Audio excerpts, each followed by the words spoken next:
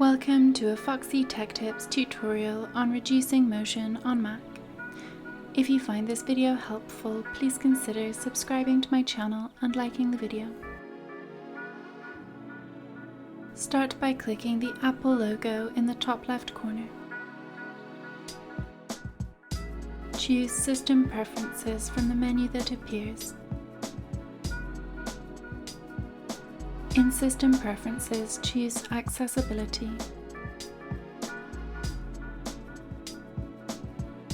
In the Accessibility settings, click Display from the left sidebar menu.